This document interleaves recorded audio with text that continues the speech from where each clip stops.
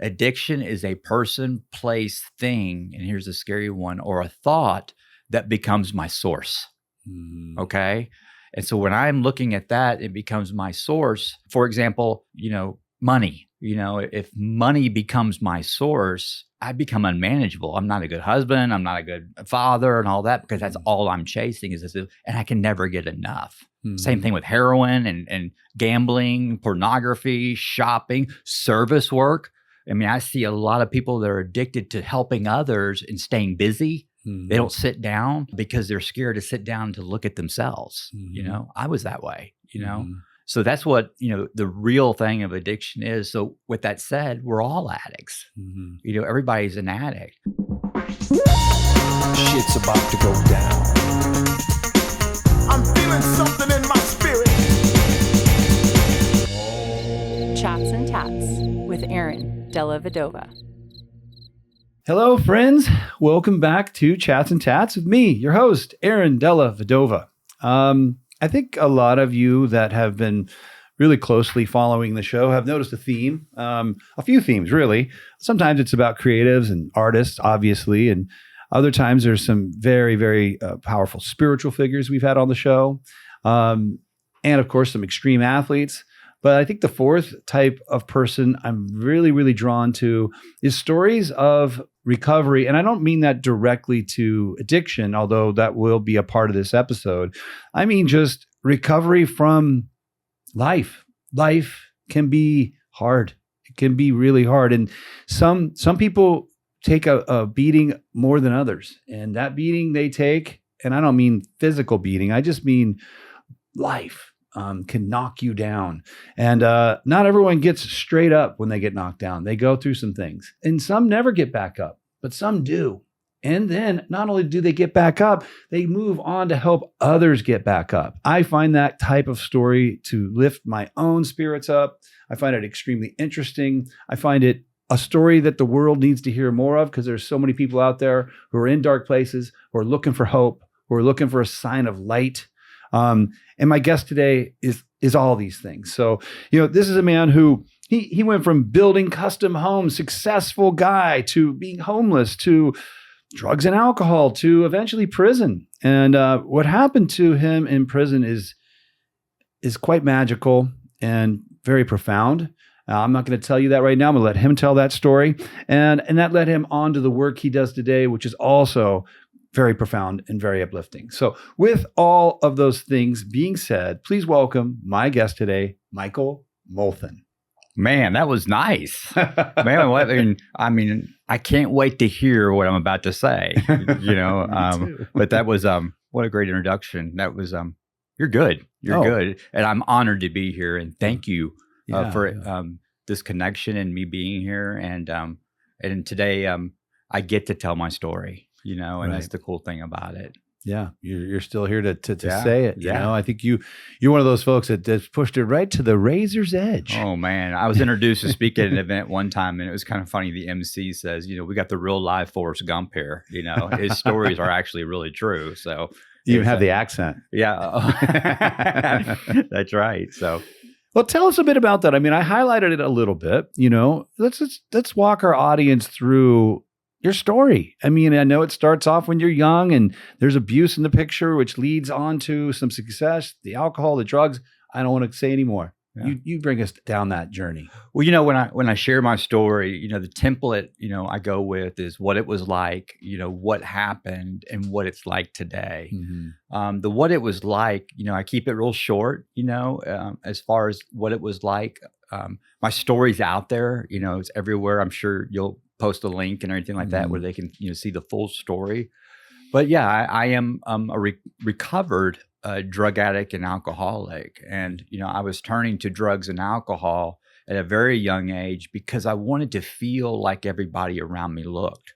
And so interesting way to put that. Yeah, so as I was drinking alcohol and doing drugs, it gave me that sense of ease and comfort, and it put me in this false reality of being in the now, where the future, that noise shut down, the past, that noise shut down. Mm-hmm. It helped me process fear. It was all euphoria. It wasn't real.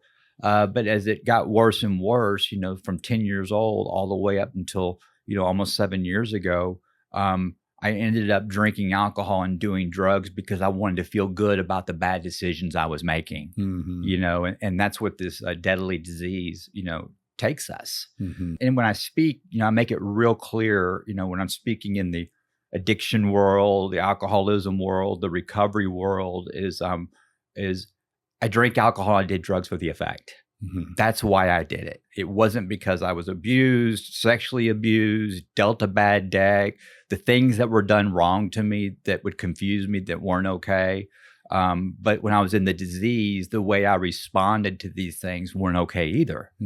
So I had to play a role. I played a huge role in it as well until I had this awakening and I started looking at life through God's perspective. And me personally, I got the answers to, if there's a God, why would he allow this to happen? You know what I mean? We hear that a lot, and I was that person too. I'm not that person anymore, because I see life through God's perspective, which is what my mission is today, is to share my story, not to influence other or not to gain popularity, but it's simply to pass on through my personal experiences, how to see life through God's perspective and not the world's. Right. Does that make sense? It does. Yeah. It does. And I will use the word universe a lot just because I'm probably more Eastern influenced in my spirituality. And you're using the word God, which is more Christian, Western based word for the same thing, in my opinion. And the way you said that, I totally felt that, which is, it's so easy to point fingers. Yeah. And why did life do this to me? Yeah. And then suddenly that moment where you're like, well, actually, I was the one making those choices. Right. I didn't have to do the drugs tonight. Right. I didn't have to drink tonight. I did. Right. And now I'm looking at the world. I'm pointing as long as we're in that blame state, recovery is impossible. Right. That's taking responsibility Right. for how you got in this predicament, Right. Yes. And the key moment, the awakening for me after my 27th mugshot, and I'll back up to my story as you asked, but was, you hear the textbook, which is now cliche. If you have a problem with drugs and alcohol, reach out and ask for help. That's true. And that's accurate. Get honest, admit that you're powerless over, alcohol or drugs and that your life is completely unmanageable. I did that and I was still drinking and using. But for me, the true honesty and the awakening for me was when I said, I don't know. I don't know why I'm doing the things I'm doing. And that's where I invited the supernatural in, to flex its muscle. Yeah, you got to create some space for it. Yeah. Yeah. And the thing is, I had to be willing to go to any length to change, and it wasn't going to be my way. My whole life, I wanted it to be my bougie way, and it was far from that. Well, and back to your story, just to highlight that a little bit, you're out there building homes, you're doing well, and you're using drugs now, and you got arrested 27 times. Yeah. That's a heck of a. You're not a quitter. Yeah, right. No, I'm hard-headed. That's what I meant by that. Yeah, I was self-will run riot. But, I grew up in North Dallas, and, my dad was very successful, and I grew up in a family with mom and dad, and I have a brother. And, outside our house, everything looked, really good. I grew up in the country clubs. I grew up playing golf. I had everything that most people didn't have. But one of the main things I did is I didn't have a biblical upbringing. I didn't have a father, in my life. He was there, but he was a workaholic. That's what he was taught to do. So discipline was physical. It was confusing. On top of that, being, in the midst of being sexually abused by my grandfather at the time, and, on my mom's side, and, then my parents always talking so bad about him, how much they hated him. And then also, saying that my mannerisms were like him, my handwriting was like him, and that, I was going to grow up to be just like him. But little did they know what was really happening. Wow. So there was a lot of confusion there. Of course. I was totally different from my brother. And my brother was straight up L7, square, I was, I'm both sides of the brain. I'm left and right. I'm business savvy, but yet I'm extremely creative, and I love being creative, which carried over to the, I did high-end luxury homes. The air was real thin, where the homes, the people I built houses for. Right. We're talking about $5 million to $20 million homes. Wow. So anyways, as it, progressed, I married my best friend that I knew since kindergarten growing up. We had 2 kids, but prior to that, when I got out of high school, I went straight to the pro golf tour, the PGA tour, growing up playing golf, and I was a good golfer. And, the men that raised me were the men in the locker room of the country club. Mm-hmm. So the way that they talked and what they did and all that stuff, they taught me how to gamble. They taught me how to do business, real estate deals. At a very young age, I'm riding around and hanging out with very successful people who were, twice my age, and they loved me because they thought I was that age too, the way I carried myself. Mm-hmm. But they were also teaching me how to die, and I copied their solutions to worldly problems. Mm. And they were in fear, but they didn't talk about it or show it. They were reaching out for visible things to fix their invisible problems too. Mm-hmm. So I carried these tools on, and then all the way up until, my wife at the time, life was going really good. And at the time she had a major brain hemorrhage in 2009. And that's when my life changed forever. And families fighting and money involved and, just a bunch of stuff that was confusion. And I didn't know how to handle, these feelings. And so people saying things about me that weren't true, the gossip and all this stuff. And the way I handled the situation started it making look like what they were saying might be true, Right. Backing up prior to that, when I was on the pro golf tour, I met a lady and on the tour and got her pregnant. She had a son. She already had a daughter, and I adopted that daughter, Kayla and Brandon. And Brandon is biologically mine. I adopted Kayla, and I did them wrong. I mean, I was with her a year. I did them wrong. I mean, I just did them wrong. Mm. If there's anybody that has a right to hate me and never talk to me, I did them wrong. I abandoned them. I was, I lied. I did everything I could. I was a bookie, and it was sick. It was sick what I did to them. And I abandoned them for a long time. And then when I got off the pro golf tour, I married, my best friend growing up with, and something happened. We had our first child, and I just knew something was out there bigger than me, but I was, completely agnostic. I mean, nothing about religion or anything like that. But I wanted to be a good dad because I didn't want to do what I did before. Mm. And I really put my life into that in business and became very successful from a worldly standard of home building. And then, as a father, but little did I know in 2009, the detour that I'd be placed on, and then 27 mugshots, was homeless, living in a stolen Suburban 300 miles away on the run. I'll never forget this, Aaron. When I got my very first arrest in mugshot, it really affected me. I got arrested. I'm taken down to the jail. All the cackling and people talking and the guards. In Dallas, the jail is 6,700 people population. Ooh. And when they took me down there, my first arrest was a 2nd-degree felony. I had a lot of cocaine on me. I was under the influence. And they took me in there and I got my first mugshot. And when I got that mugshot, and I didn't know how to bond out or anything like that, and they bonded me out. And right before I got bonded out, I said, I'm never doing this again. This is it. This is my rock bottom. Mm. And I meant it. I meant it with every ounce of blood in my body. And I get back to my place and I said, you know what? I'm feeling a little anxious. I just need a drink to taper off. I'm just going to, just taper off this process. And that mugshot really bothered me. And, people were, using it against me and stuff like that. And that's how I learned SEO. But I meant it. I was never going to drink or use again.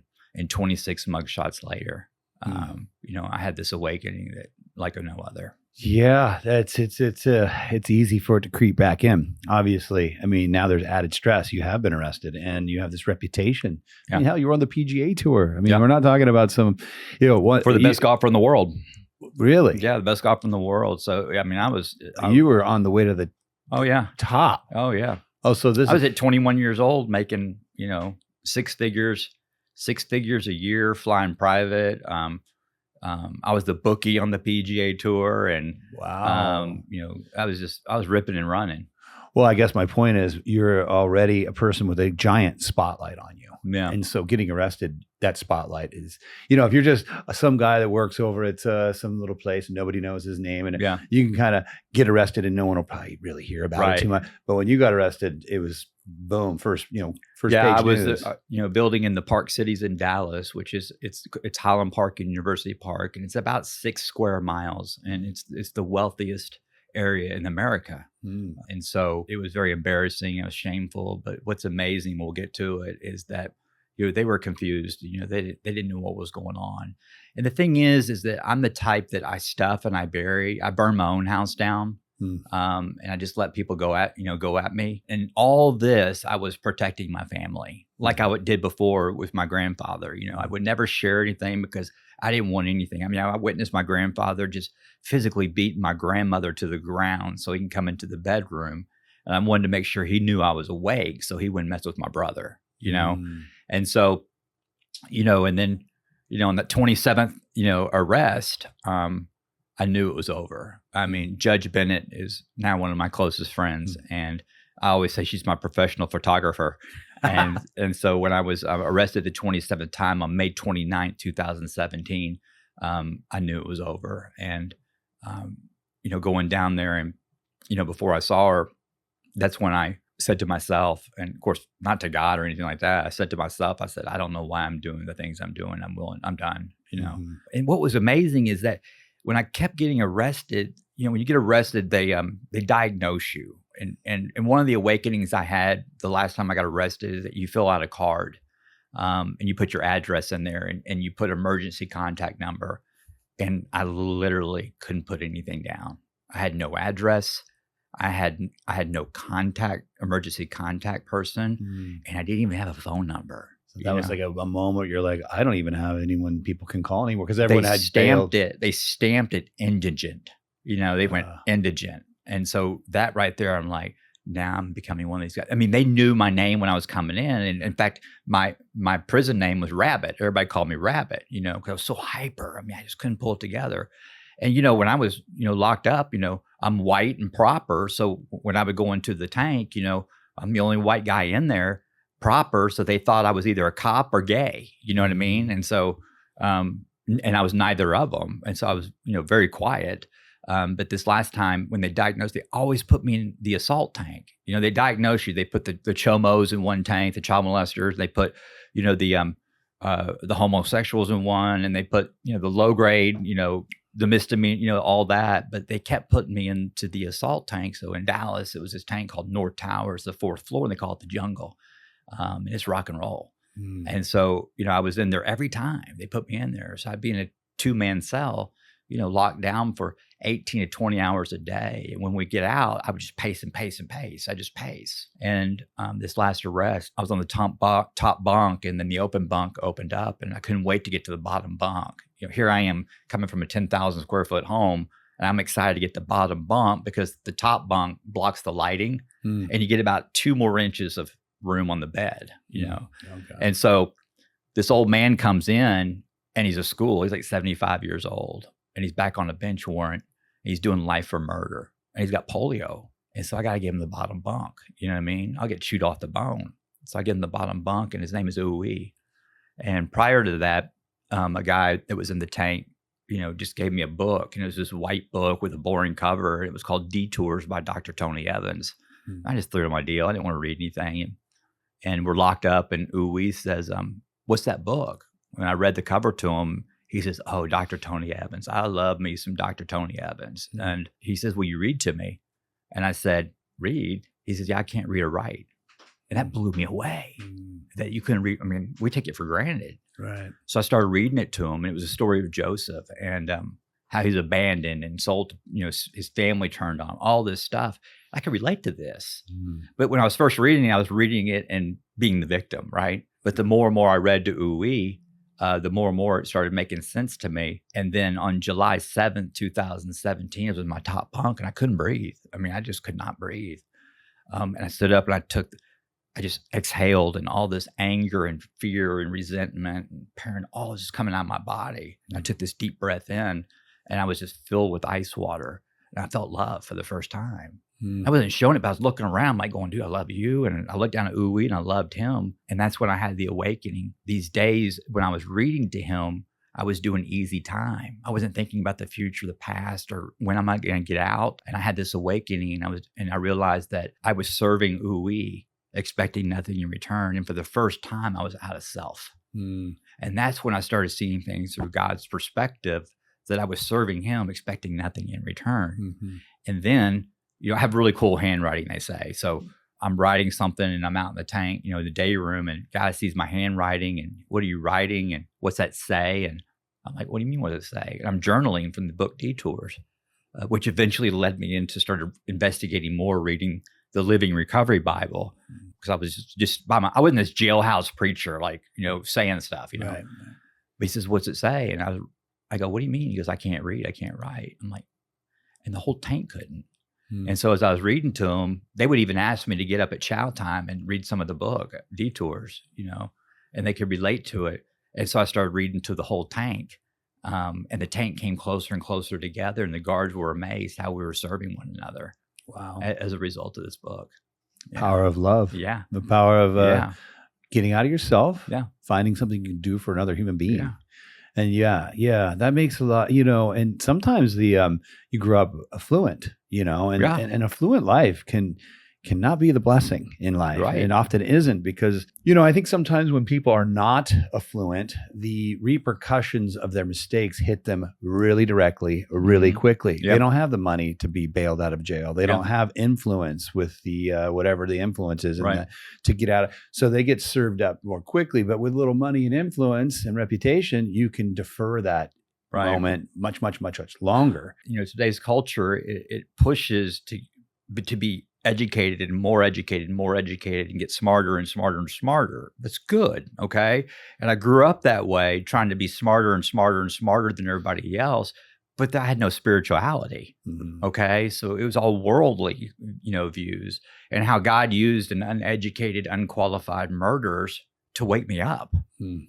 Harvard couldn't teach me that, and so it was amazing. And just to finish it is that, I caught chain and went down to Central Texas, and then, to go to prison, and, they put me in a rock and roll tank. I've seen guys get killed in front of me. And I know you had a guest, Matt, was it Mohawk Matt? Mohawk Matt. Yeah. Awesome. I mean, he's right about all the stuff you hear in prison and all that stuff. It's a myth. Mm-hmm. People ride good together, and I can relate to them, missing those guys. Right. And so I get transferred down to Central Texas, and I get sent into another rock and roll tank, and it's nasty. Okay. I see a guy get killed in front of me, and I just go in there, and a guy comes up to me and he says, "Hey man, what are you doing?" I said, "I'm just doing me." And he says, "Man, I like your handwriting. What are you reading?" And I said, "Well, I'm reading this. You want to read it?" And he says, "I can't read." And so I did the same thing in that tank. And then on October 13th, 2017, they came over with the speaker. I did 4.5 years, out of 6 years. And they came over to the speaker, and they said, Michael Molthan, bunk and junk. Mm-hmm. And the whole tank's just going nuts. Even the guards are going nuts. And in other words, that means you're getting free. out. Oh. Okay. And so they checked in the state of Texas. They got on the computer, and it says released, and there was no order, no nothing. I mean, I was doing my time. I mean, I wasn't even up for parole or anything like that. Mm-hmm. And so they literally had to push me out of prison. And I was thinking, man, I don't want to go through, booking. Booking's horrible. People have been locked up, getting booked in and all that stuff. You want to get to your rack and start doing your time. Mm-hmm. And so they literally had to push me out. And that's where, instead of every time I'd get out, the gas of the world would hit me and I would spin off. But this time, I turned to God and I said, "What do you want me to do?" And, he spoke to me, and I hear people say that. And I said, I thought that was witchcraft, but he spoke to me through thoughts and feelings because of this connection. He said, "Walk." And so I made the journey 300 miles, back to Judge Bennett's court to turn myself in. Like, hey, there was a mistake and I should not be free. There was a technicality, but it wasn't. It wasn't a technicality. She goes, "You know what? I don't know what's happening. I don't want to get in the way of it. But I see the transformation in you." She saw something, and that taught me something. And she goes, "I've heard, you haven't told me, I've heard about what you've been doing behind the walls because of guys who have come to her to say, this guy that I was locked up with changed my life. It's because I don't want to get in the way of that, and I want you to go pay it forward. And that's what I'm doing today. And I didn't like do a business plan locked up saying I'm going to be a speaker and all that stuff. I didn't know what I was going to do. I really didn't care. And so here I am today, almost 7 years later, paying it forward, basically reading to people. Fuck, dude. Yeah. That's a beautiful, beautiful story. And I mean, I still don't know what I'm doing.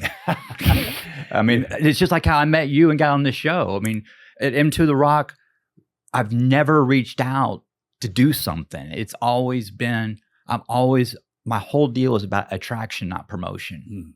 By the way, people, I forgot to mention that he's otherwise known as M to the Rock. Right. Maybe tell people why that. I know what that means. So it's Michael Molthan is 2 M's, so M2. Right. And then the Rock is what saved my life because we hear rock bottom. And I kept hitting rock bottom over and over, right? We all have a rock bottom, right? I finally realized that the rock at the bottom in all these times was God. So I decided to stay at the bottom and let men in recovery and godly men pull me out. Because every time I hit rock bottom, my character defects, is what got me to rock bottom. It wasn't drinking and drugging. It was my character defects. And when I said I don't know why I'm doing the things I'm doing, I use their solution to get out. Because I'd use those same character defects to get out of rock bottom. I'm going to show you. I mean, I'd even the Rocky music playing, dun, dun, dun, dun, dun, dun, and doing all that. And it's a cycle. They used to say, Michael, we see it coming. It's a cycle. It's a cycle. But today, I recognize the behaviors and I have tools. Yeah. Yeah. Well, I'm 52 years old and I've got my own. You look good. Oh, thank you. Thank you.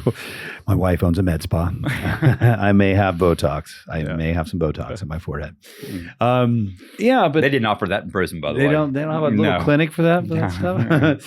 But no, I just, and I am a tattoo artist and I've worked in the industry for 30 years and, the tattoo industry is very, very professional and clean now. But, in my early years, I rolled around with a lot of rough people that were doing a lot of things you're talking about.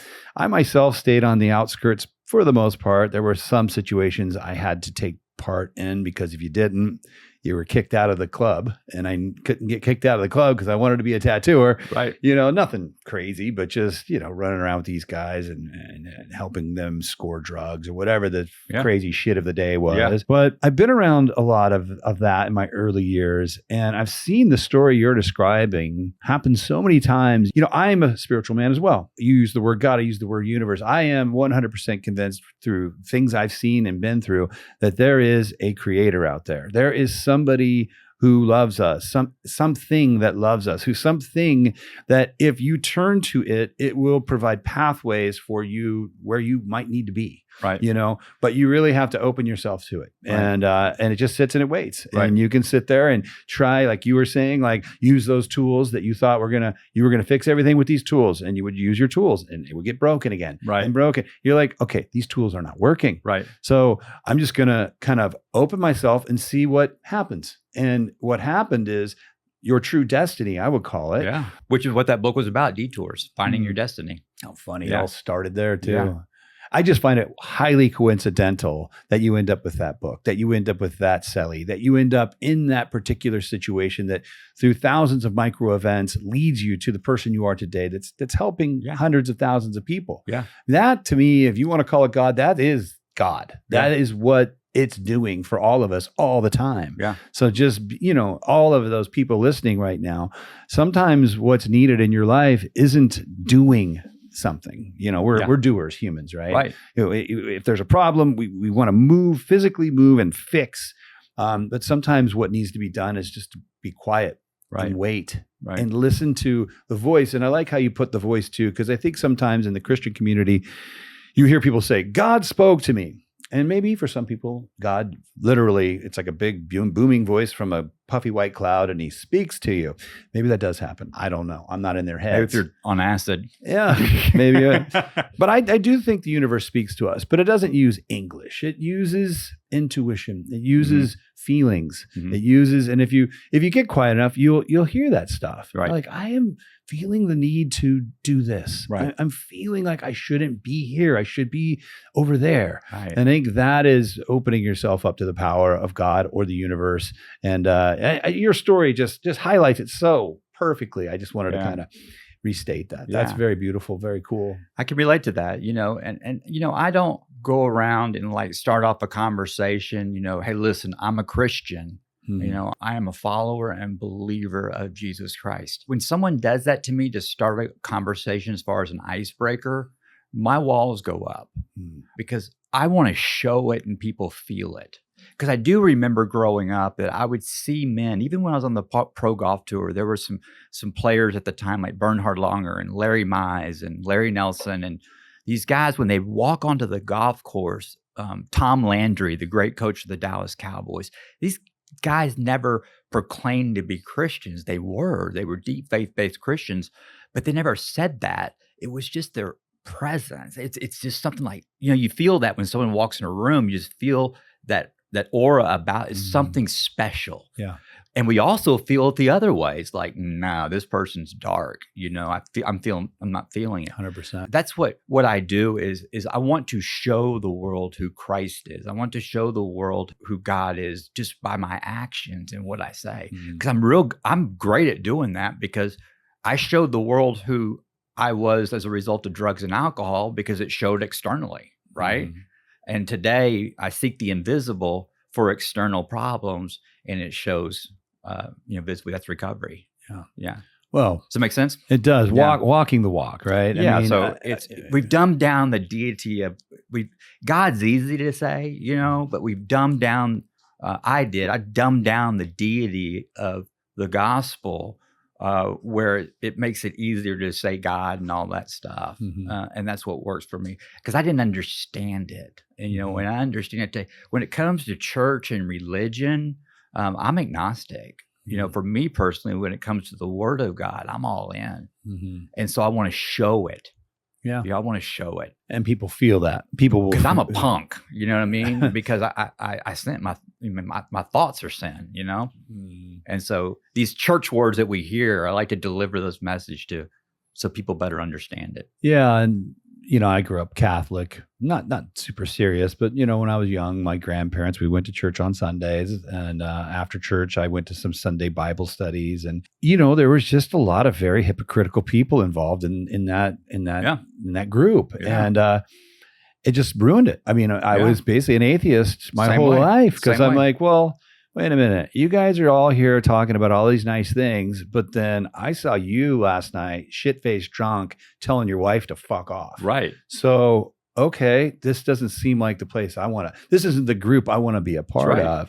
And then it took me many years, and my discovery of spirit happened much more through some use of psychedelics, but a lot of reading of Taoism and Buddhism.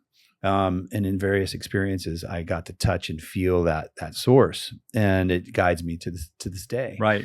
But that might be part of the journey. There's stories about being you kind of cast out of the kingdom and finding your way back. Right. Right. You almost have to be kicked out of it and not believe in it, and then find your path back to it. Because once you do that, it's real to you. Right. Because just to tell somebody, I believe in A, B, and C. Why do you believe that? Well, because I went to this place and they told me to believe it, and I believe it. Right. I mean, if that works for you, I'm not wired like that. Right. I can't take anything. I have to do it myself. Right. I have to feel it myself. Otherwise, I'm like, I don't know. And I think you probably must be on some level in your soul somewhere. You're that type of guy. No one could have told you God was real and this is the way. You had to it go through this long circle of trial and tribulation for that to be a real experience for yourself. Right. And because it was such a real experience, you're 100% firm in your belief of the power of the universe, the power of God. Right. Well, I like what you just shared there is that is here's a church word, to be a witness. Do we hear this? Be a witness for Christ and be a witness for, I'm like, what are you talking about? You know what I mean? And I understand today what that is that the true witness is that when I do slip and fail, and I'm not showing where a hypocrite has the opportunity to jump on it. That's what I use my platform for, is what you just said is, hey, man, I got off the beam today, and this is what I learned from it. And then I realized the reason why I was acting this way, because I was in fear. So I was trying to play God. And guess what God will do? He'll let me play God. And for everything to get completely out of control, for me to hit my knees, to turn to him, to realize I had no control in the first place, you know? And so that's what I like to talk about. I put myself on blast. That's all I do, you know, just put myself on blast. Well, that's what's needed. I mean, I think what you're describing to me right there is you're articulating this thing in a way that's much more relatable in today's day and age than the way the Bible was written, however many years, thousands of years ago. I think that the way they wrote that really worked at that time. People, that's how they talked. That's how they listened. That's what made sense. And I think that it loses a lot of traction in today's culture because we're a different people now. And I think guys like me in my way and guys like you in your way, to be able to tell these stories from a more practical standpoint, just a real down to earth, this is what happened, man. You know, this is me when I thought I could control my life. This is my results. This is how happy I was. These are the people that I hurt. And this is me when I threw my hands in the air and allowed it to move through me, to be in flow state with the universe. I don't know. There's just an articulation there that I think is really is necessary, because I don't think, as we've expanded into science so much in the last 200 years, that's the solution. You can see that out there, you know, we got laser beams, we got satellites, and we're still dropping bombs on babies. So not saying we don't need laser beams and satellites. Those things probably will cure cancer and figure out new ways to create clean water. But there is a lot of room for the spirit to come back into culture. You know, if you look at history, communities of people have always worshipped the stars. There was always a place in life for that. But in the last, however, I'm not a real good historian, but recently it doesn't seem like culture really highlights that, unless you're born into a very, religious family. But for the rest of us, which I wasn't, for the rest of us, you're just left to wander the streets and figure it out. To fill that empty hole. That we hear, talk about. That's a good point. I toured all this year and speaking on that we are all addicts, and everything that we hear in the news today, which you're talking about, all this stuff that we're seeing and all this stuff, my whole life, my personal experience, I was always watering the leaves of the tree, wondering why the tree was dying. What's the real root of the problem? And so my personal experience and the guys I was locked up with is that, our real crisis today, the real root of the problem is the missing man. The fathers, the fathers have abandoned the role in families. And what's happening is that, we have, single moms trying to do a job of a man, and they're not engineered that way.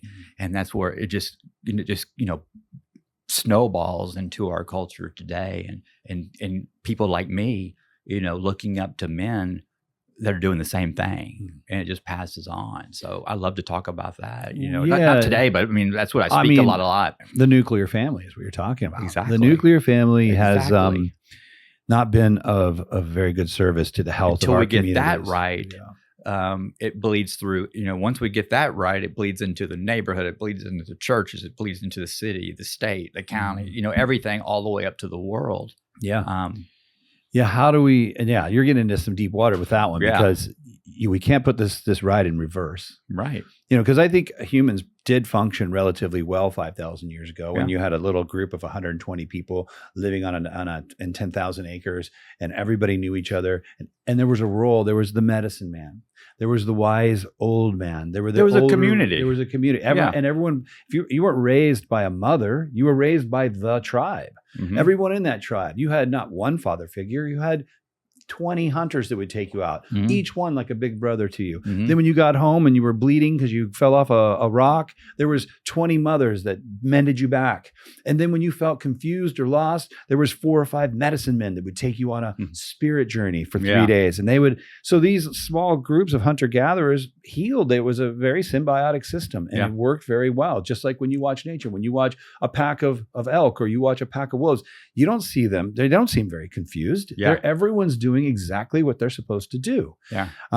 we, for whatever reason, humans are born with this crazy curiosity to build and create and expand. And I have a feeling, well, I don't believe the universe makes mistakes. So I know it's for a reason. I don't ultimately know what it is. So we're in this very difficult phase. We have left the thing that worked and we're moving towards something, I think, fantastic, but we're in the middle right now. Yeah. And it is a difficult spot to be because well, what it is, and based off my personal experience, what I did, I want more, Yeah. And so once again, I was always seeking, visible things to fix my invisible problems. If you break it down to addiction, what is addiction? And that's a good question. Yeah. Tell me that. What is addiction? So addiction, the go-to is drugs and alcohol. I mean, that's the stigma that's out there. And why is that? It's because, our behaviors are so severe. The consequences are so severe, to all the drug addicts and alcoholics watching this and listening to it, in recovery. Recovery is not about getting good. It's about getting well, and also the redemption stories are so powerful, right? But addiction is it's the street name for spiritual stronghold, false idols. Let me even break it down more. Addiction is a person, place, thing, and here's a scary one, or a thought that becomes my source. Okay? And so when I'm looking at that, it becomes my source. For example, money. If money becomes my source, I become unmanageable. I'm not a good husband. I'm not a good father and all that because that's all I'm chasing is this, and I can never get enough. Same thing with heroin and gambling, pornography, shopping, service work. I mean, I see a lot of people that are addicted to helping others and staying busy. They don't sit down because they're scared to sit down to look at themselves. I was that way, So that's what, the real thing of addiction is. So with that said, we're all addicts. Everybody's an addict. And what is a solution? And the solution is to have the invisible that is our go-to. That's our source, and that's where I really started, growing in my faith. I'm not theologically sound. I know I just can't sit here and go, that's a good point. Well, scripture says, I'm not there yet. And when I get there, it's in my head. I said, well, scripture says this. How can I deliver it to them where it doesn't sound so Christianese? You know what I mean? Right. Christianese. Yeah, Christianese. Because the worst witnesses out there right now, for the Christian community are the Christians. Because they're right and we're wrong. Yeah. And that's not the way it's supposed to be. But that's what addiction is. Yeah, that's a good way to put that. That's a very good way to put that. And I was lucky enough. I didn't realize how lucky I was. Looking back, I realized how lucky I was. My parents divorced when I was probably in the 6th grade or something. And my dad, he was definitely a workaholic back then. Good father. I mean, he never did any or abused us. He just worked, man. That to him, that was love. Like, I'm going to be a good dad. I'm going to provide, Yeah. And so dad's not around a lot. He work. And now they're divorced. And he, I think through the divorce, had some intimate moments with himself, really looking at what had brought him to the place of ending up divorced and this problem he's currently in. Yeah. And so he ended up going, oddly enough, to this seminar called PSI seminars, people synergistically involved. I mean, I was in the 6th grade, so I don't even know what we're talking here, 45 years ago.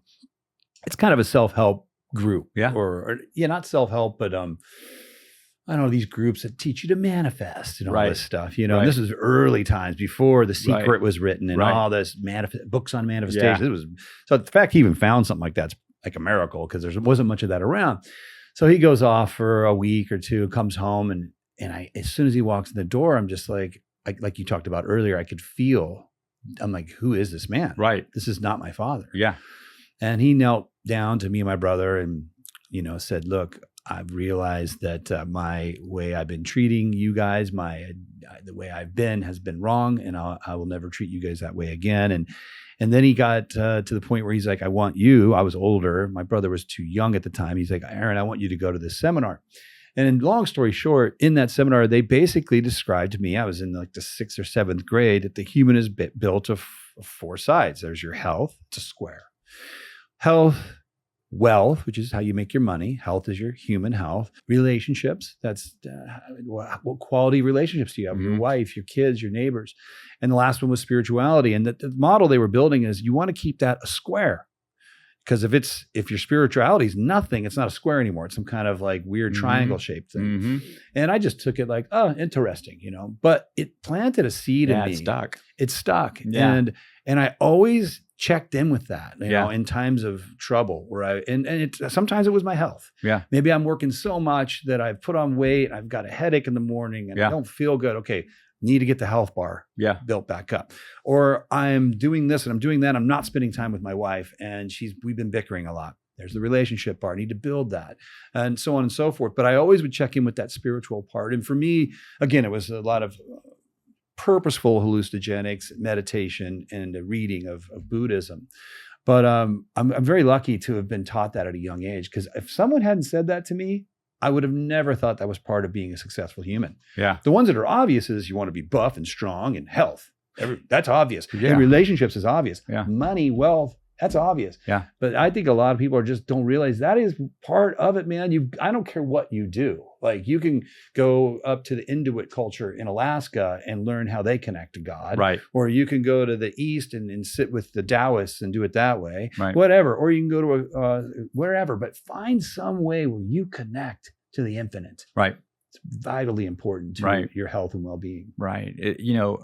What I heard, you brought up something I wanted to say is that, the number one thing that I believe that was killing me, was resentment. And working through resentments and accepting the role that I play in it. All right. And when I heard your dad, he was resentful towards himself. And he went and worked on himself and he forgave himself and he saw the role that he played in it. And then he made amends. 12-step recovery, the steps are in order for a reason. And we don't make amends until step 9. But we do step 4, and that's a moral inventory of ourselves. And a lot of people in the recovery world, hear this, like when I hear someone said, "Oh my God, the dreaded 4th step." No, if you're dreading it, it's because you didn't do step 3 right, and that's made a decision to turn our will and life over to the care of God as we understand Him. It's a personal relationship, and so when we go on the 4th step, we do an inventory and we get to see what we're good at. But we put our resentments down and we look at the role we play in it. And this is a huge part of my awakening, was that when people go, well, wait a minute, Michael, your grandfather, what he did to you was wrong. Yeah, it was wrong. But you played a role in that? I did. Absolutely did. And my mentor, I think Ray Wiley Hubbard, who's my mentor, Stevie Ray Vaughan got him sober. Yeah, you mentioned and that. he, Ray's become, like a dad to me, and I talk to him all the time and run stuff by him. And, the role I played in this resentment with my grandfather was I chose to hold on to the resentment, right? And that was part of my awakening on the top bunk, is that, and I will quote something like Matthew 6:14-15, it says, when we don't forgive, God won't bless our game, And what that means is that if I'm holding on to resentments, why is God going to bless my game? Because I'm just going to stuff the resentment down, chew his bubble gum till the sugar runs out, and then hold on to that resentment. I'm trapped. It blocks me from the universe. It blocks me from Christ, whatever you want to call it. It blocks me from that. But once I truly forgive, he blesses my game. And now I'm inviting the supernatural to come down and flex its muscle. So the story with that is when I accepted that, I was driving to an event and I was just didn't know what I was going to talk about. A lot of times I don't. When coming here, I didn't know what I was going to talk about. I just go in the bathroom and say, God put the words in my mouth, because if I script it, we're going to prison. So I walk into this event and I walk in and it was a treatment center. I very rarely speak at treatment centers, and I walk in this treatment center and I go in the men's bathroom, and there's 2 wall urinals, and there's one with a cubby where you shut the door on it. Whereas a guy standing up in a wall urinal here, this one's available and someone's in there. So I waited for the guy to get out of there so I could go in the bathroom and shut the door, because my whole life I could never pee next to a guy standing next to me, never do slumber parties, never could shower in front of anybody else, and that is a symptom of sexual abuse, right? And so when I came out, there's a big whiteboard. I drew the bathroom and I told this story. And my point is that about resentments and the role we play in it. And I told the story, and 2 men on the front row, like bawling, crying, And one guy stayed after and was talking to me. He says, "You just saved my life, because I could have never shared that, because that's exactly what I struggle with." Okay. And so I'm driving home and processing after I spoke. And today, as I see things through God's perspective, I'm like going, wow, God's using, as a result of me forgiving, God's using my grandfather to speak through me to help these people, right? 2 months later, my emails are blowing up. Aaron, I'm talking like thousands of emails coming in from prisons and jails all over the country saying, "We love what you're doing. You're helping our cell. You're helping me. You saved my life." Woo, woo, woo. All this stuff. And I'm like, what is going on? And a reporter in Dallas, sent me over a picture or something like, check this out. And then I get an email from Securus Telecommunication. Securus Telecommunication is all government communication: White House, FBI, Pentagon, jails, prison, courts. They monitor phone calls and emails, everything coming in and out. It's its own deal, right? Well, the president, reached out to me and he says, "You saved my son's life, and he's still sober today because apparently somebody did something to him," right? As a result of that, he put M2 the Rock on every single tablet in every prison and every jail across the country. So this show will be downloaded for all the inmates to listen to that we're doing right now. And so they hear, as a result of me accepting and forgiving and seeing it through God's perspective and letting go of the resentment. Dude, and not even talking about my faith. Right. Just, it's like, and that grabs their attention when I go, wow, I kind of want what this guy got, And that's, I love that. Forgiveness is one of my favorite topics. And you're highlighting, I mean, forgiveness of the other is tough. Forgiveness of ourselves, even tougher. But to not forgive is to not let that light in, man. If you can't let that go, if you can't find it in your heart to somehow forgive the other and forgive yourself, that doesn't happen. This magic will never happen. And I think a lot of people, because I like that subject, so I'll bring it up a lot. Yeah. And the response I get from a lot of people is they're confusing forgiveness with allowance. So they think that their resentment protects them. And a simple analogy would be, my neighbor, he screwed me over some way. We went on a deal together and he never gave me my money back. Fuck that guy, What role do you play in it? Well, right. First of all, acknowledge how, acknowledge your role in it. And accept it. But I think sometimes people think, well, I can't forgive him because if I forgive him, someone else will do that to me. So like the resentment and non-forgiveness becomes a wall of protection, right? But it's the opposite, right? Because when you hang on to that resentment, when you hang on to that lack of forgiveness, you just attract another dude that does the same, because that frequency attracts that frequency. So I'm just like, man, if you really want to be self-serving, you really want to be a sociopath and only worry about yourself, the first thing you need to do is forgive everybody that hurt you. Right. That's the most selfish act you can do. Well, and the main thing is that you said is to simplify it. Like you said, if I loan someone $5, and they don't pay me back and I have a resentment towards them, well, the role I got to look at if I have a resentment, it means I played a role in it. Okay. And I have to look at my role first and I accept my role, because true forgiveness has no resentments. Right. Let me challenge you a little bit. Okay. So I'm just going to create a scenario. Okay. A 4-year-old child is playing at his house and his crack addicted mother's boyfriend starts the curtains on fire, which burns half of his body and creates a very big challenge for him most of his life. What role did he play in that? So the role that he played in it, well, it depends on if the kid is growing up very resentful at life and he knows the story and he's resentful at this guy and his whole life is affected and everything that goes wrong, if someone cuts him off at this, stoplight, he blames it on this, this guy who, burned him, right? The role that he plays in it is the same as mine. Is we choose to hold on to the resentment, okay? And when we forgive and let that go, and we see it through a different perspective, like the situation with my grandfather, we're like, wow, okay? Because when he lets it go, that's when we are giving God permission to perform mercy and grace. We're giving him permission to do that.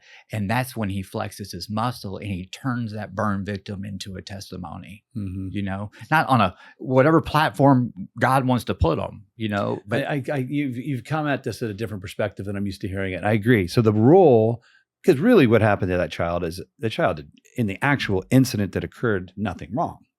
He was just there at the wrong place at the wrong time. But the years of resentment that the child holds on to over an event that's over and done is the role that the child, now grown man, is still playing in that. That is the, I see that. You see what I'm saying? Yeah, I do. So it's, that's why the $5 example is so easy. You know, I'm not resentful towards you, dude. I gave it to you. That's easy. Why? You know, but when it gets bigger and we start classifying it, but they do grow. And the thing is resentments, it's kind of like, I was talking to someone and helping them out. And I said, you know, make a resentment list. And they said, man, I don't have any resentments. I go, wow, okay. Well, give me a list of people who owe you an apology. He goes, okay. So he made this long list. I said, well, you just wrote your resentment list, right? Gotcha. So no one owes me an apology. To this day, I have no resentments. You know, morbid reflection is very dangerous to everyone. You know, we talk about, it's when we're laying in bed at night, plotting and scheming how we're going to get even with these people. And what that is, Aaron, that is the Satan, the disease, evil, dark side, whatever you want to call it. That's that entity at work. Doing that. And we end up, we don't go to sleep and we're exhausted. And the person we have morbid reflection on, they slept just fine. Yeah. You know what I mean? Yeah. You're not hurting the person that you want to get even with. You're just hurting yourself, which is sort of like counterintuitive to what the thing you're trying to do, you know? Yeah. So true acceptance has no resentments. I think that's just the overarching theme here is acceptance. Yeah. I mean, that's just it, right? Yeah. I mean, you can sit there and spin around in your head about everything that ever happened to you, should or shouldn't have happened, what not, everything you said should or shouldn't said. At some point, and everyone has these lists. How long is it going to take before you just take that deep breath and say to the universe, "Fuck it"? By the way, that's why I tattooed "fuck it" right there on my hands. Fuck it. But to me, the statement "fuck it" is that moment of acceptance. You know, that's what "fuck it" means to me. It's that moment of like, fuck it. I can't carry this weight. I don't care anymore. It doesn't matter.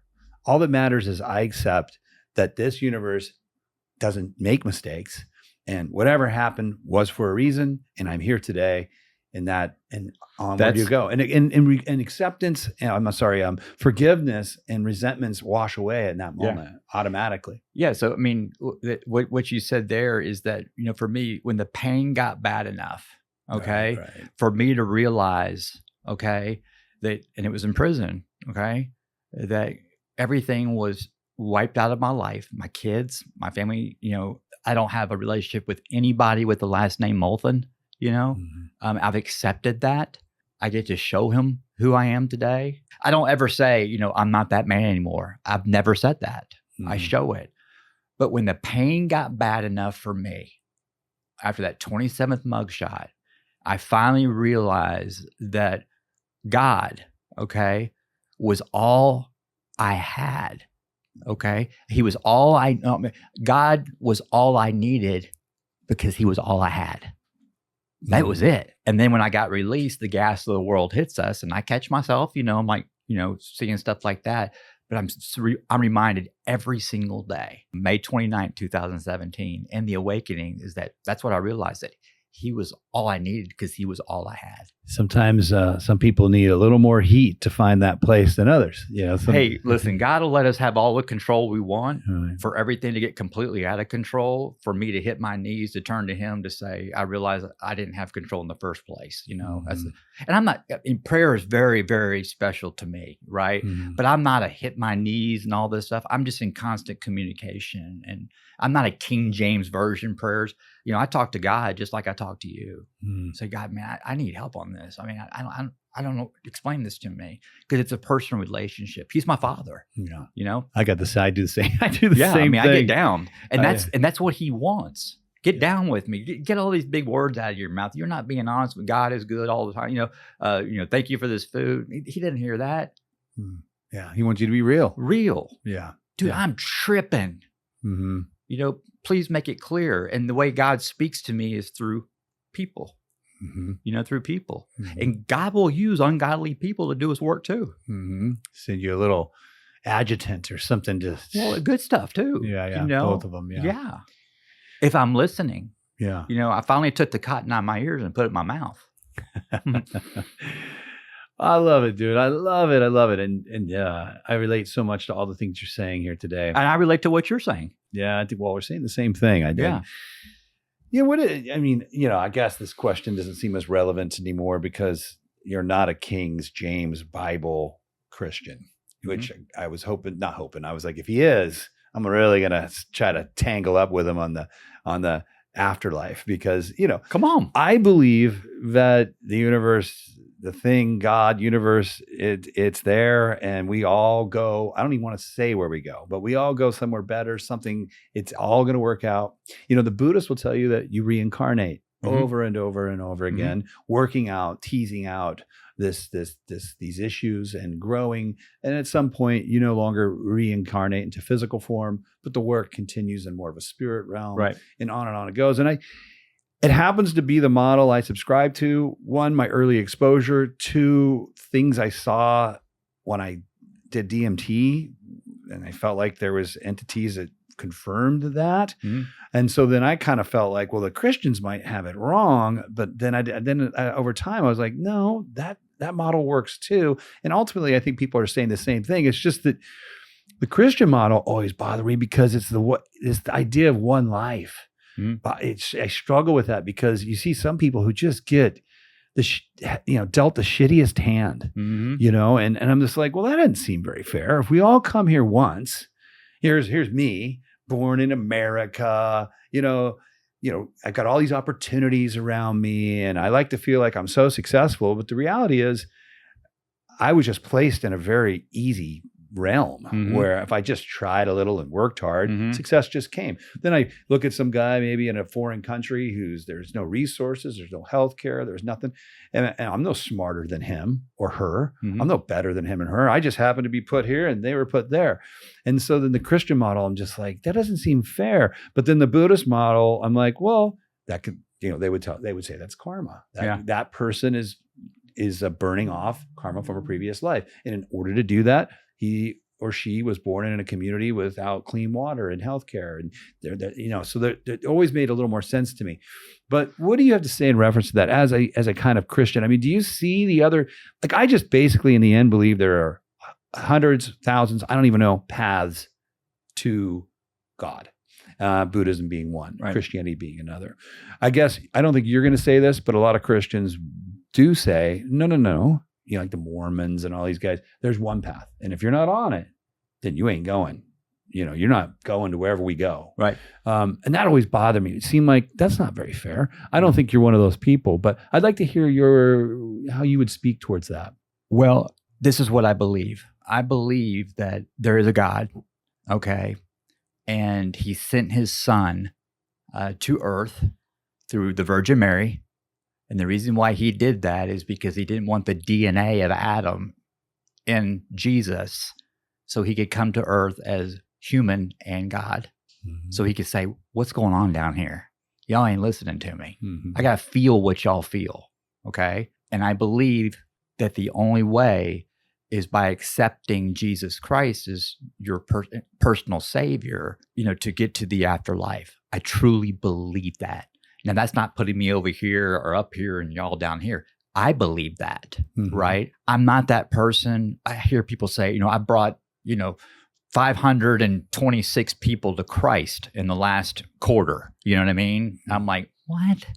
I've gotten messages and stuff like that, but I don't have that kind of power. I just share my story. I've said the name Jesus more on this show than I ever have. When I do say it, just comes out like I would say Aaron, because I want to show it, and I truly believe what I just stated with all my heart. Okay. I know you do. I can feel it right now. But what happened? So if you believe that, then what do you believe is going to happen to the Buddhist when he dies? A man who sat in prayer, in meditation to God his whole life, but he's not Christian. He doesn't accept Jesus as his savior. He or she is not going to experience heaven. I truly believe that. But that comes. Isn't that unfair though? Like if he was never even exposed to it, some people never even get exposed to Christianity. Well, the Bible says that, the rapture won't occur until everyone has had a shot at the gospel. Okay. And so, because that wouldn't be a loving God. Right. Because that wouldn't be fair. That wouldn't line up with the word. you know, so it wouldn't add up. So everybody's going to get a shot at it. So that guy, if he never had exposure to, he will get exposure. So he comes back again. So you just how does he get exposure? If well, he died before the exposure occurred, when they die, they've had exposure, some way or some form or fashion. They've had that exposure. Okay, Yeah. All right. Yeah. Well, I mean, and hey, look, I sound like I'm judging you right now. No, listen. Not. Let me stop you.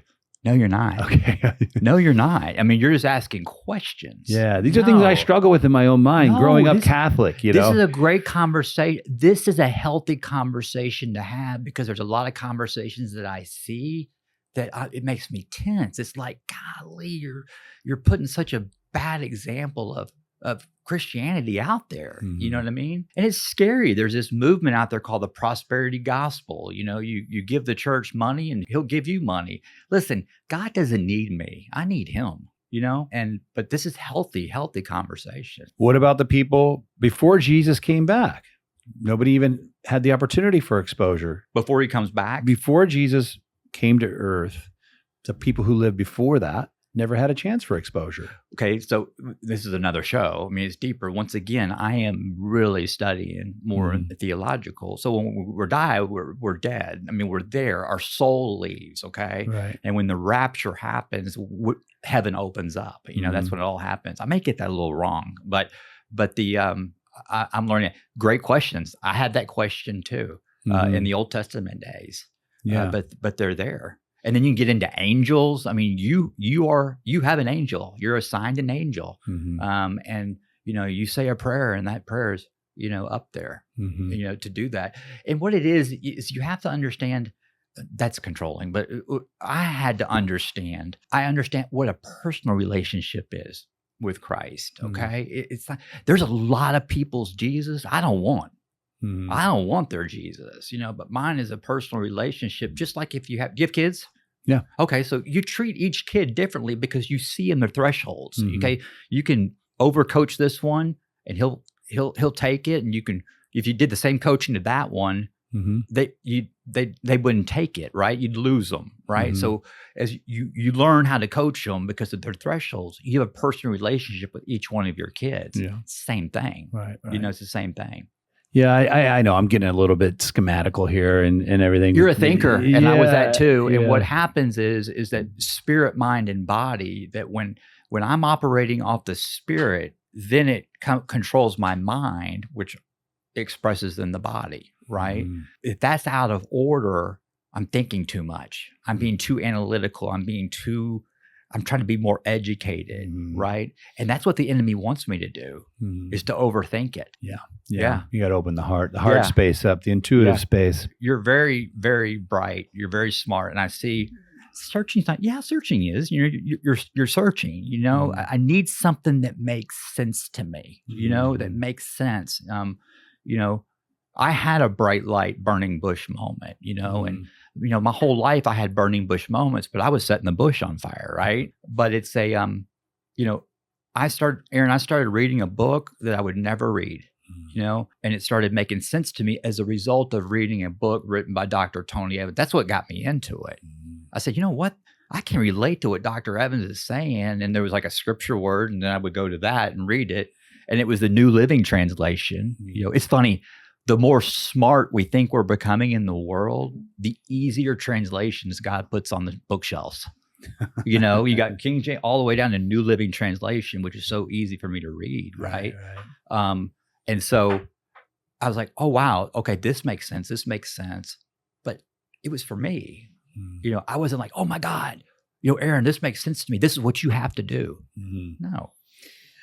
Yeah, no, and I like that about you because, you do meet some people in different religions that it's their way. But it's cool when I get messages saying, hey, man, I accepted Christ because of hearing your story. And I'm like going, wow, you know, and I don't share that stuff. You know, I mean, it's like, you know, hey, there's a guy that turns me off. Yeah. You know, me too. Yeah. Wow. What a cool, be open-minded. Oh, I am. And you are open-minded. Oh, 100%. And I look forward to our friendship for future that you call me and say, hey, I want to run this by you. Yeah. And if I don't know, I don't know. And now I'll end it with this particular part of this. I don't know either. Yeah. I mean, but I believe. Exactly. I do have a pretty solid belief, but ultimately anyone who tells me, when I hear somebody that says, I know, especially when you're talking about this kind of stuff, I'm just like, okay, I'm barely listening. How could you know? You're still a human being. You're not dead. Yeah.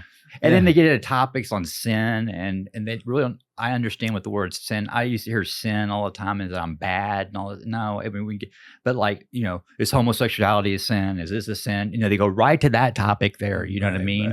Right. Heck, my thoughts are sin, and what it is that it's when I put God on a shelf and it's relapse, it's spiritual relapse. Is when I put God on the shelf and I do it, what happens is it separates me from God.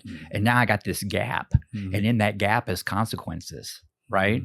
But the sooner that I repent, church word, okay, get honest, accept my role, turn away from, that gap closes up.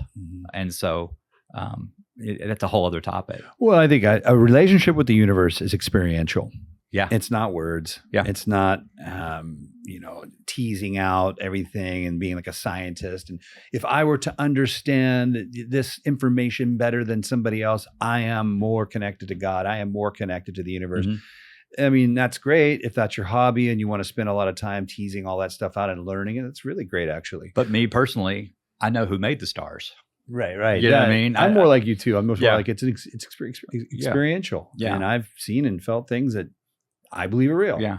But the more I studied about this story, this great story, the more I studied about it, and YouTube, and you got to be real careful on YouTube as far as, people, call the gospel, which is the truth, is that the more and more I studied, the more and more it made sense to me.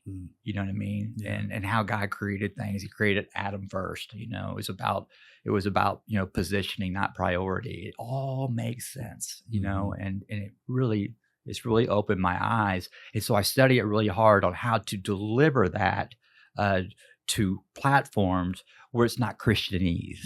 You know what I mean? Yeah. Because once again, like I started, my passion is to not to influence others or to be popular, but it's to share my personal experience, how I look at life through God's perspective and not the world's. Well, based on results, which is how I like to judge a situation, it's working. Yeah. I mean, you are here because of these awakenings. You are here because of this belief. Yeah. And I think you know this, but I can barely know you, and I can tell if you hadn't found that and had that awakening and done this work and connected to God in that way. I don't know if you'd be sitting here with me today. No.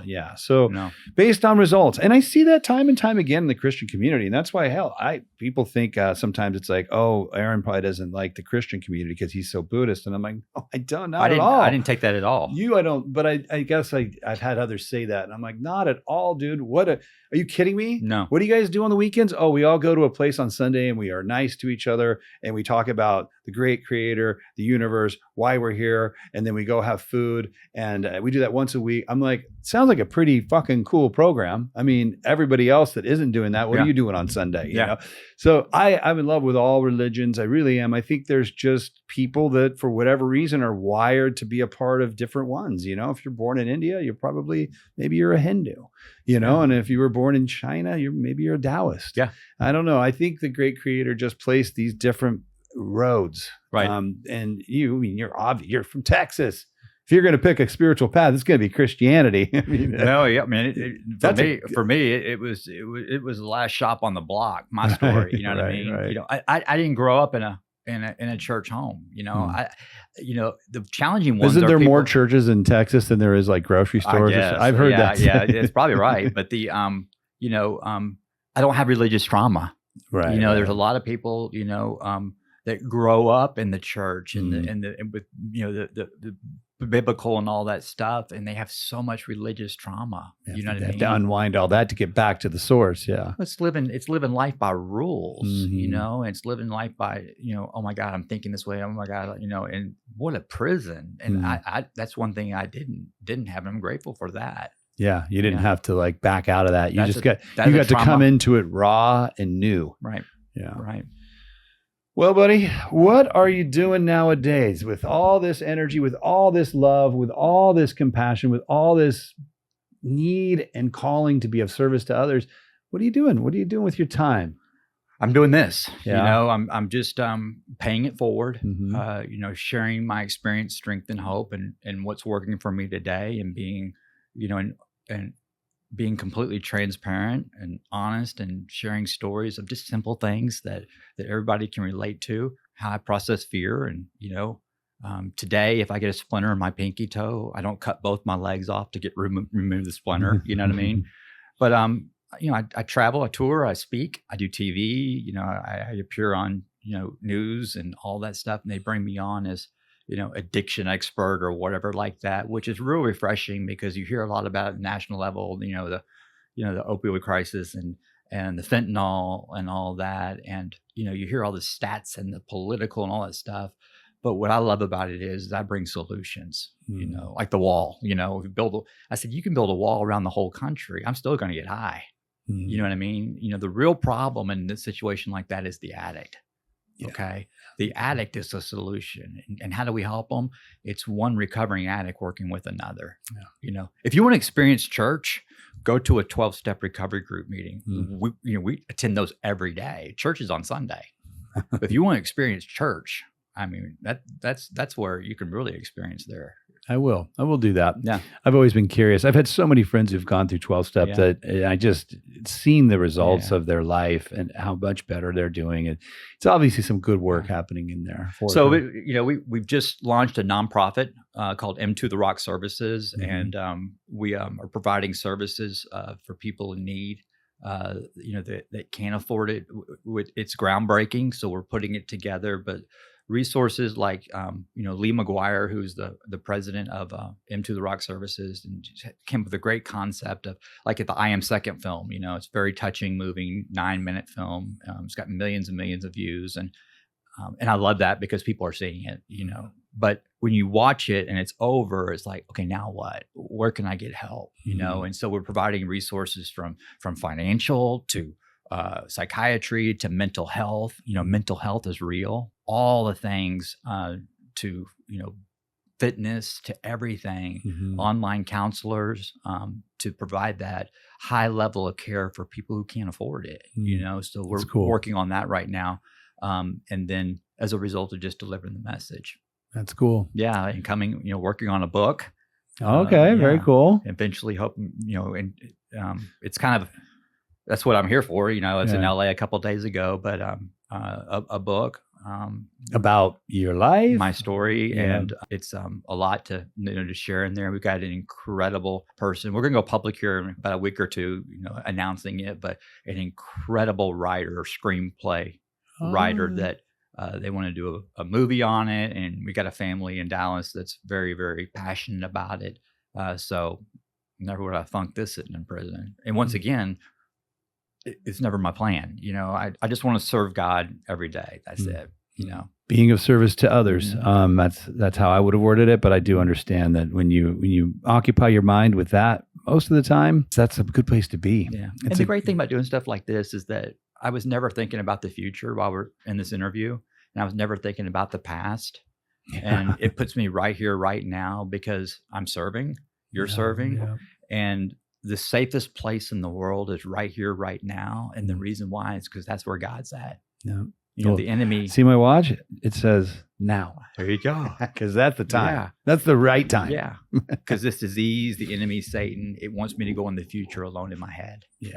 And in the past alone in my head. What might happen? What did happen? Yeah. Spend a little too much time in those places. Everybody can relate to that. Oh, God. And so then we seek for visible things to make that go away. And that's addiction. So everybody's an addict. Yep. Yeah, I'm guilty. Yeah, I can think of many times where I was just, I have a lot of anxiety. What would make me feel better? I don't know. Let's go buy some cool shit.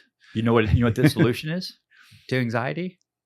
What is it? Serve someone. Yeah. No, I do know. That's how I learned it. Yeah. My anxiety in prison, that's where the awakening was. The anxiety went away when I opened a book that I didn't want. It has a horrible cover. It's a boring cover.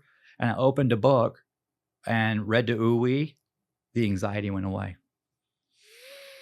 You hear that, everybody? I think this is a good ending point to what we've done here today. If you're feeling that anxiety, it seems like the anxiety, like meet someone today who doesn't have anxiety. It just seems to be an over-encompassing vibe of culture everywhere. me included, wake up and ask yourself, who could I help out today? Just text 3 people. Yeah. I've done this too. And it's crazy how much better you feel. And you're just like, oh God, that actually made me actually feel better versus going to a nice restaurant and eating decadent food or buying myself a new cool pair of shoes or, that stuff makes you feel better for about, it's got this little shelf life to it. But visible things. Yeah. Right. But text 3 people and say, hey, I was just thinking about you. Have a good day and expect nothing in return. Yeah, that's so true.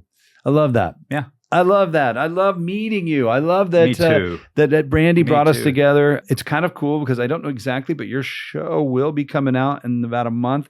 You will have already released some of your new things you're doing. Yeah. So we'll be able to tell more people about it, connect more people to it. And we have our show too. And I want you to be on our show. So this is a formal invite to be on our show and Zoom me in and all that stuff. I'm going to hold you to that. Yeah. And your team, what a great team you have here. The sound, the light, everything. I mean, I applaud. You guys can't see her over there. This is like that's my little angel in the corner over there. First class. She's amazing. Thank you, Michelle. Awesome, buddy. Well, give me a hand. Yeah. We'll hug afterwards. All right. Yeah. Thank you again for coming Thank on. you. Thank you for sharing your story, being willing to tell those stories, especially the nitty-gritty details. It takes a lot of courage and it takes a lot of love and not a lot of fear. Not many people got that going on enough to do that. So, and you already know this, but I can feel it coming out of you. Your voice, your story, the way you are, what you represent, is going to help has already, and it's going to continue to help so many people. Thank I'm you. proud to just be a small part of that. Oh, you're a huge part of it. Well, you're we'll helping see. spread the message. Yeah, that's what it's about. All right, everybody. Thank you for tuning in. I'd like to thank my sponsors, Solon. Ooh, look at me. I'm wearing a Solon t-shirt today. Ryan and Jeremy over there at Solon, great sponsor for the show, helps keep us going. Another fantastic business owners that give a shit about the community, that give back to tattoo artists, to their own personal communities, that know what it means to be of service. One of the reasons I like them, have them as a sponsor, because they represent the same energy frequency I believe in. So thank you, Solon. And also thank you, my fans, the ones that keep watching this show, the messages. Keep sending me messages, you guys. When it gets quiet out there, I start doubting myself. So, all it takes is one DM from one person to say, bro, that episode really lit me up, made me feel good, helped me out, anything. And then, boom, I'm down to do 100 more after I read that message. So thank you for the messages. Thank you for the shares. I'll keep them coming. That's it for today. Until the next one, fuck it.